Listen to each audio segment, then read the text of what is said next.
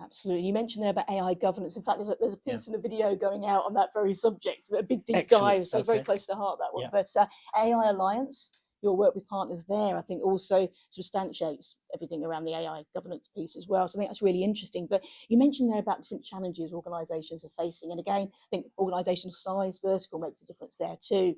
And for many organisations dealing with these foundation models, so kind of moving to generative AI in particular, obviously there's a huge opportunity there, but there's big challenges. I think some of them are existing ones, so things around integration, but other things like data lineage, for example, massively important, where the governance piece, I think, really comes into its own. But if you look at all of that, kind of that layer of responsible AI sits under everything, doesn't it? And I wonder if we could kind of drill into that a little bit more about why that has to sit as the kind of catalyst, the underpinning of all the innovation we're talking about here, and how you're supporting that too. Yeah, well, I think, again, at the end of the day, in these spaces, particularly where you're starting to break new ground, right?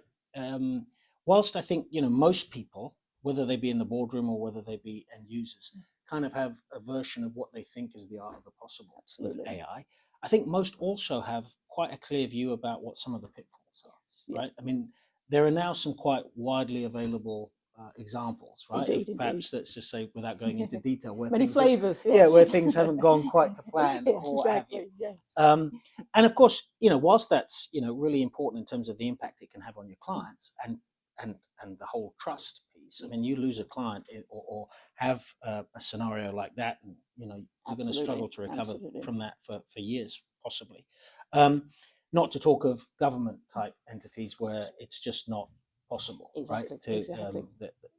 There are some very sensitive areas, obviously, where this can be a problem. So I think, IBM, I think over the years, over its 100+ years of existence, as a brand has always had a fairly strong association with trust as kind of one of our defining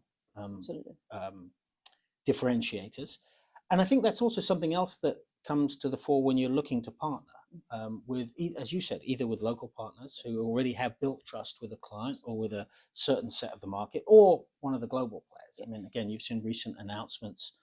We've just recently announced a new workforce automation AI-related solution with EY, not to speak of, some customer focused assistant type engagements with NTT. I mean, I could go on. Many of these will come, and there'll be more. You mentioned the SAP one, which is obviously embedding the technology with our technology partners.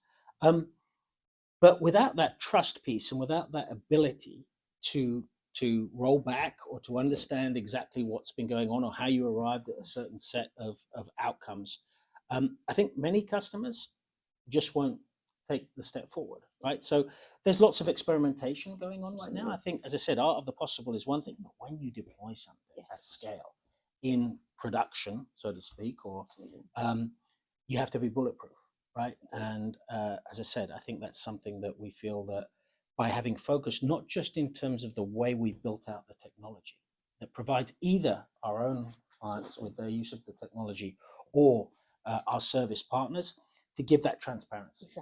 Right? And when you've got that, then I think, at least it provides clients with the opportunity to make the choices that they want. Indeed. I think particularly looking at the AI governance piece as well, is that move beyond the transparency around it to kind of demonstrable accountability as well around that. Particularly when you look at what's happening with the governance piece and legislation changes across geographies and things like that as well, plus personal accountability for C-suite level. So it's a huge area that's evolving all the time, the complexity involved in that.